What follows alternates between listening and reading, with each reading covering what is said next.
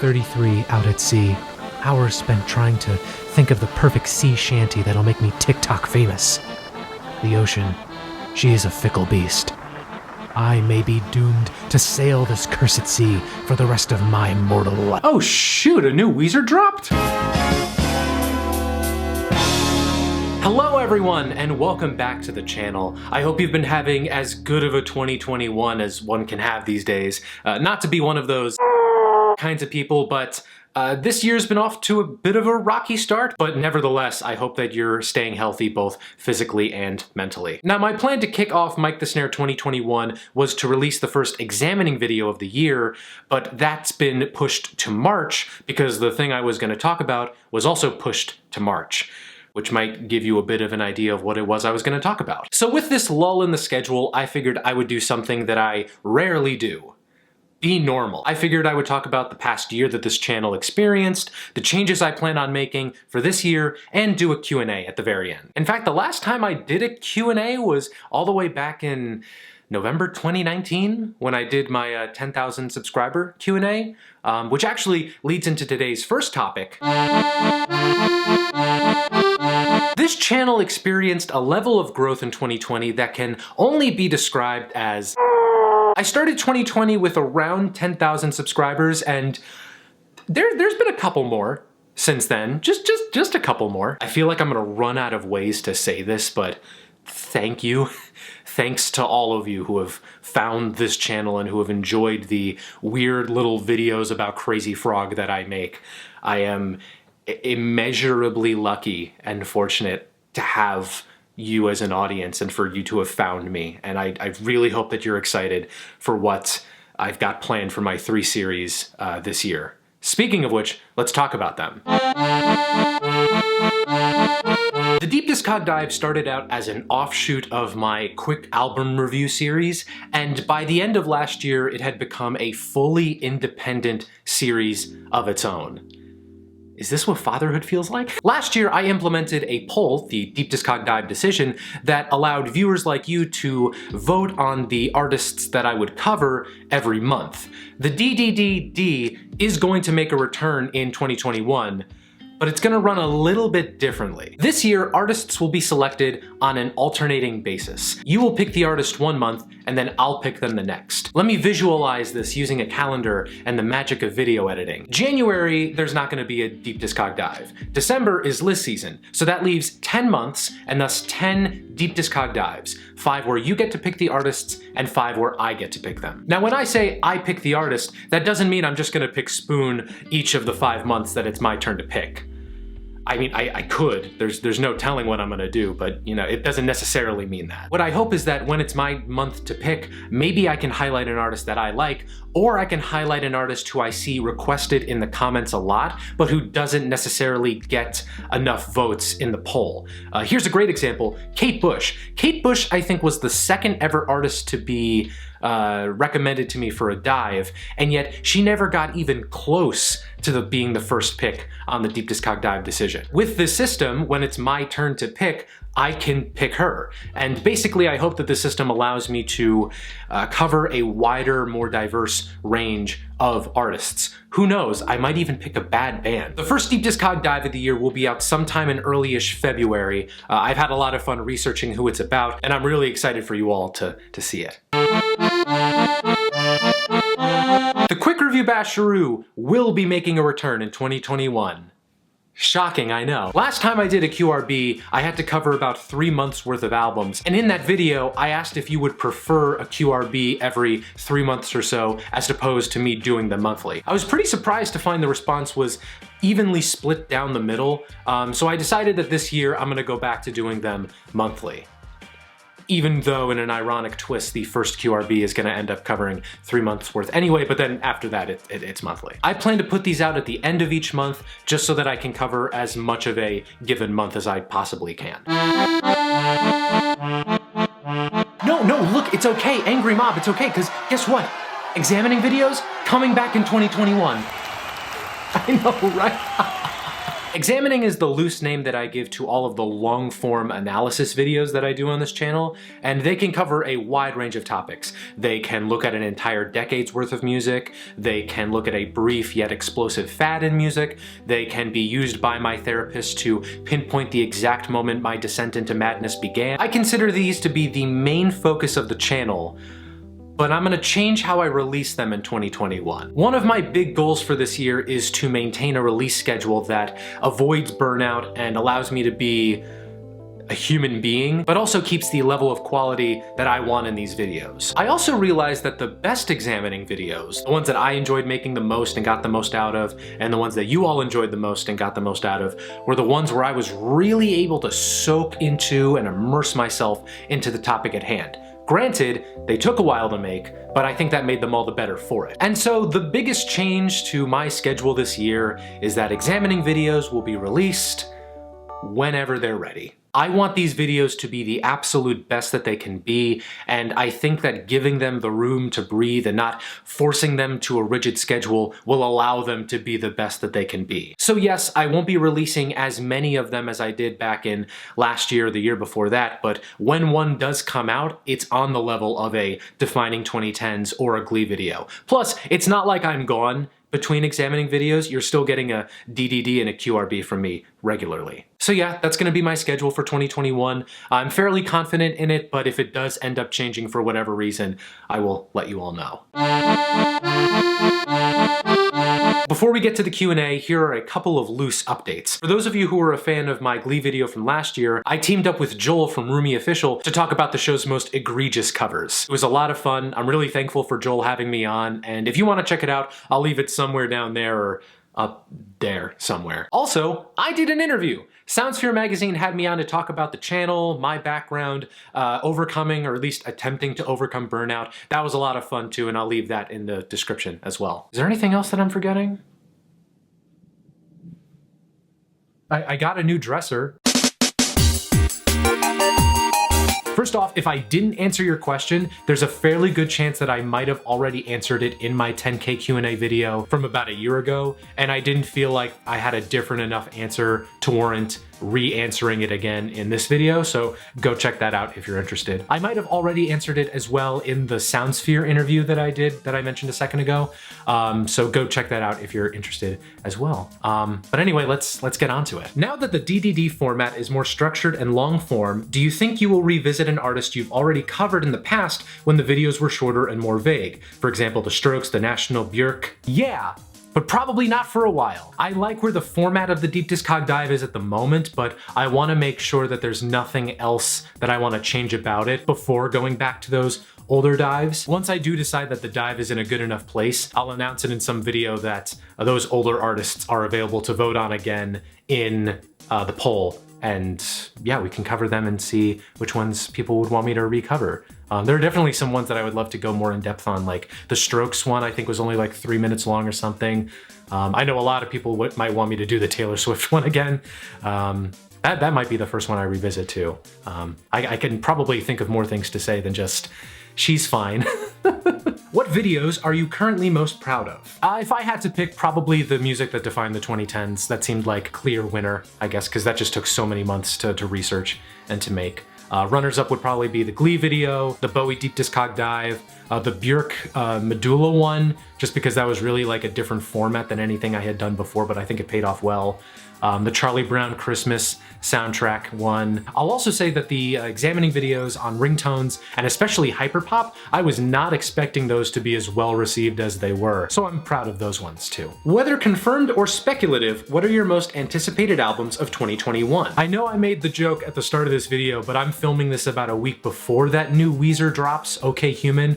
I'm interested to see what they're doing with it, just because they have the orchestra from Abbey Road, and it seems like it's a different enough take on their style that it could yield something interesting. I'm also interested in, I think it's coming out in February, the new Julian Baker. For what it's worth, I've never been able to get into Julian Baker's solo work, even though I love her stuff with Boy Genius with Lucy Dacus and Phoebe Bridgers. But I've been hearing some good things about this one, and some of the singles have caught my ear, so I'm excited to check that one out. And then speculative, I had heard reports that Kendrick Lamar was gonna drop something last year, but didn't because there was no way he could tour behind it. So I'm hoping he drops something this year. And also just because it's me, Spoon, I think there was a Rolling Stone interview that said that they had been working on something and it was gonna come out this year, I think. Basically, I hope something from them comes out. I think Hot Thoughts is gonna turn 4 years old this March. And I wanna see him again. I hope they're all doing well. How did today's crying over Phoebe Bridgers' Punisher go? Oh, it went great, thanks for asking. They're very productive. I love to do them. My roommates love that I do them, especially in the shower at 5 a.m. It's great. Has Carly Rae Jepsen reached legendary pop status yet? If not, do you think she'll be able to? I don't know if she's legendary on like a mainstream level yet. I feel like a lot of people still just know her for Call Me Maybe. And if she could ever get there, honestly, I don't know. I think she has the clout and the fan base to continue being successful for the foreseeable future, but I think that same clout could eventually land her like a TikTok hit at some point. So then she'll finally be, you know, a two-hit wonder. Oh no, wait, no, that's not true. There's that one song with Owl City. Never mind, a three-hit wonder then. Great. What podcasts do you like? I'm a sucker for music podcasts, so like the New York Times Popcast, Switched on Pop, the newly released Ringer Music Show is a good one, Song Exploder, Dissect, This Sounds Better, which is great for audio engineers. I think Alex Toomey is on that one. How I Built This, probably a couple others that I'm forgetting. To be honest, I didn't really get into podcasts until recently. I just didn't get the appeal. And then I think early last year, I saw the appeal of just like having it on in the background and doing other things.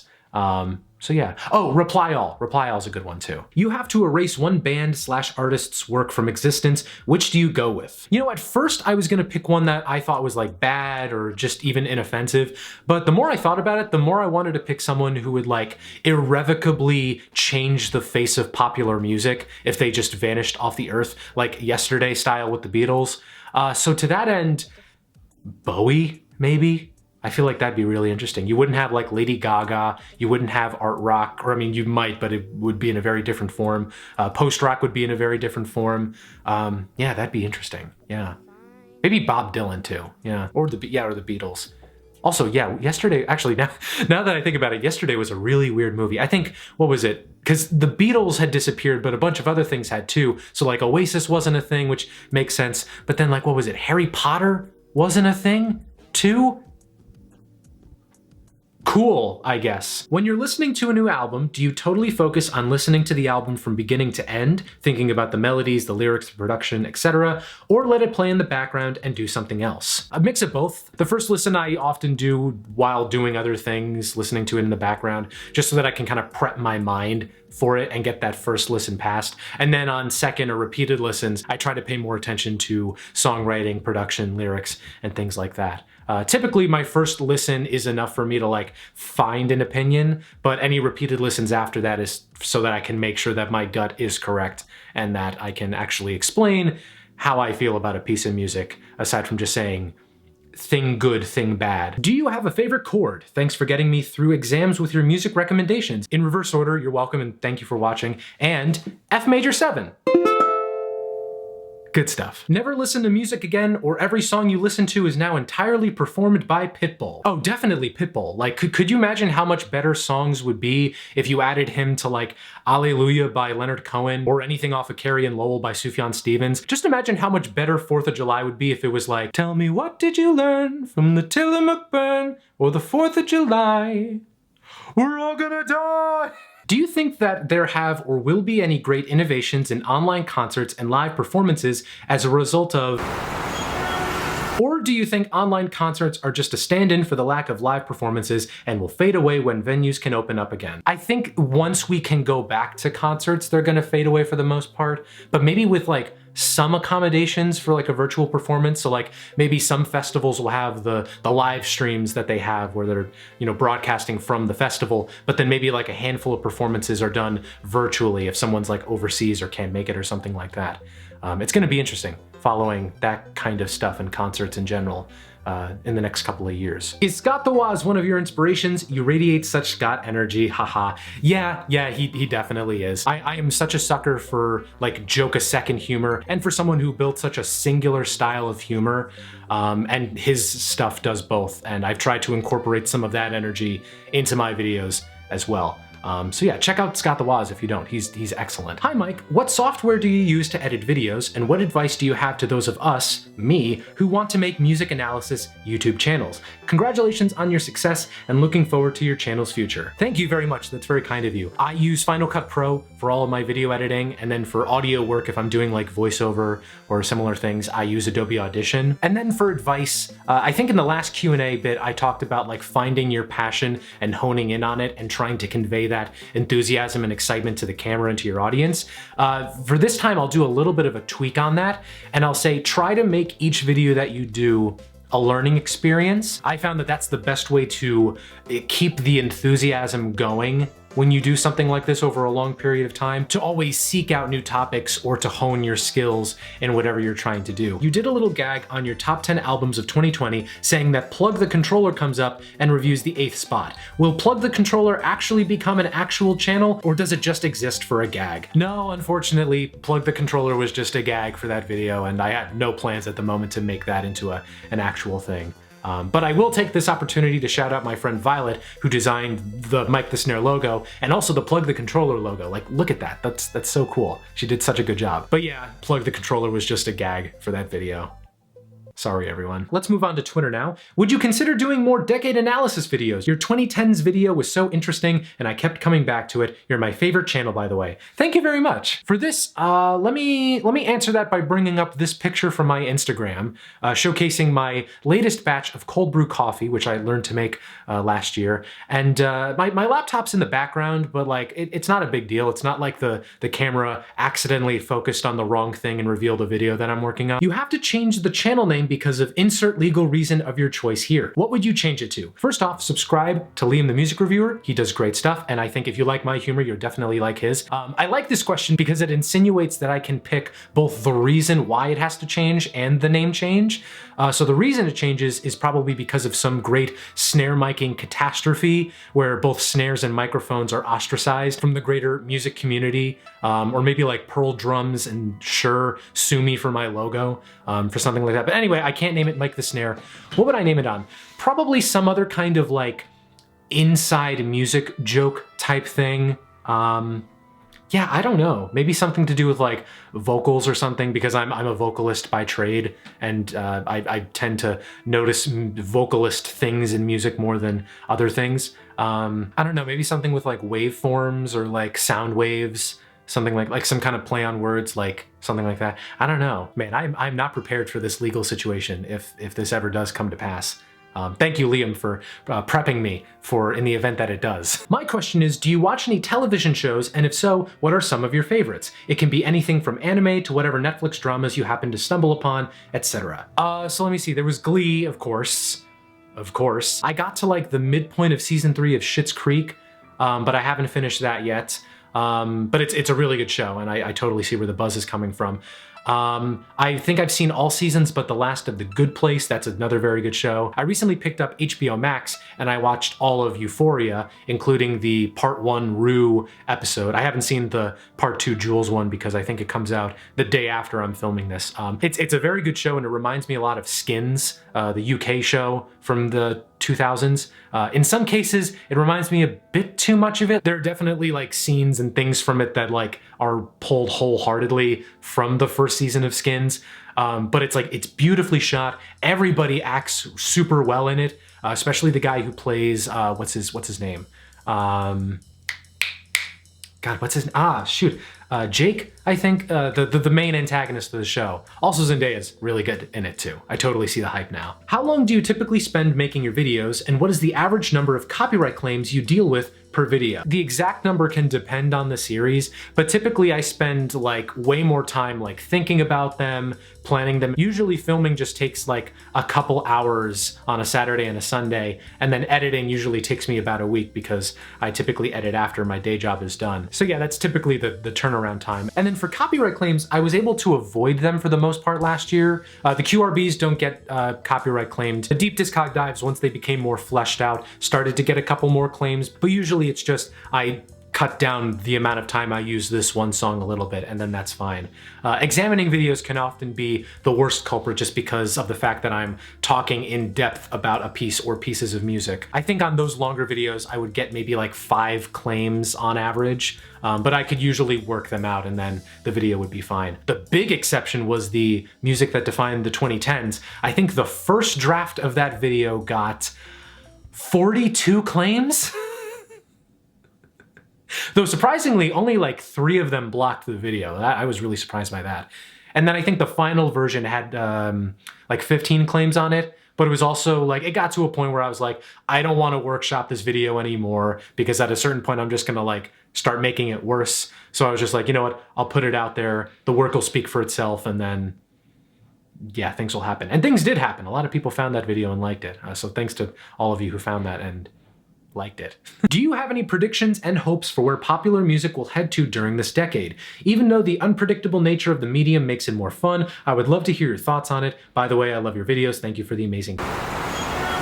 Thank you, that's very kind of you to say. What I have been thinking a lot about is the year or 2-year span starting from when concerts are a thing again, or like whenever the first big festival can happen again, because I think Glastonbury canceled recently. Pitchfork is gonna happen in the fall, which I don't mean to be pessimistic. If anybody from Pitchfork is watching this, I hope it does go well and that you can do it, but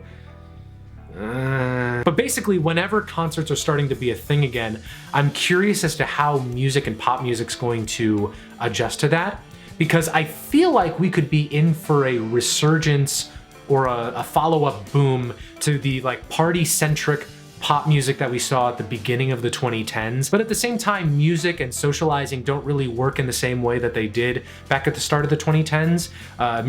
Pop music, at least these days, is far more insular and meant to be listened to on your own. I don't know what that would look like, but I'm very interested to see how pop music's going to respond once the floodgates are open for concerts and we can get back to, you know, live music and stuff like that.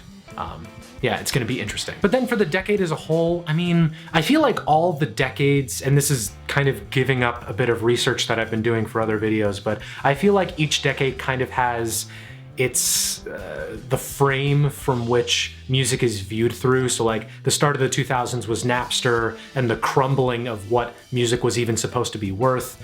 The 2010s had, I mean, the financial recession of 2008, and then streaming coming into the play. So I'm curious as to what the sort of crux of popular music is gonna be for this decade. If I had to give an answer right now, it's TikTok easily, but I don't know. I wonder what's gonna happen in the new decade that kind of reframes the public's perception of what music is worth and how we experience it and how we value it in our society.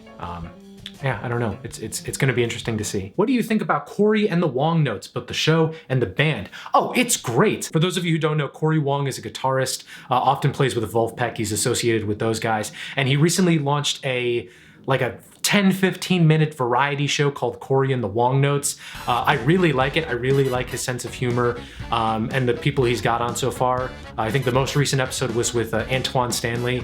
Yeah, it's really cool. It's got good vibes and the tunes are fresh. What more could you ask for? Oh! Oh! Did you hear that? Come on, man! Don't neglect the gift. What are some of your favorite key changes in pop music? Love on Top, Greedy by Ariana Grande, that's another really good one. I'll also say I'm a sucker for songs where when they do the key change, they explicitly call attention to it somewhere in the lyrics. So like the 3 off the top of my head are Business Casual by Vulfpeck. I just want to talk about hiking off the way up and keep the business What is it? She Looks Like Fun by Arctic Monkeys. And what's the song from Hamilton? Farmer. It's like when the guy's giving like the decree from Britain and Lin-Manuel Miranda's just like trashing all over him. Farmer Refuted. Farmer Refuted from Hamilton. That's the one. Don't read, not your interest. Don't modulate the key, then not debate with me. I'm a sucker for that kind of stuff. Which album would be improved the most by removing one track? You know what? I was thinking about this recently. Coldplay's Ghost Stories, Strike Sky Full of Stars. I get that it's the hit on that record, but it has no business being on there. What are your thoughts on music biopics? Do you have a particular favorite? I enjoy some of them. I think the most recent one I watched was Bohemian Rhapsody, and aside from Rami Malek's performance as Freddie Mercury, I wasn't a huge fan of it.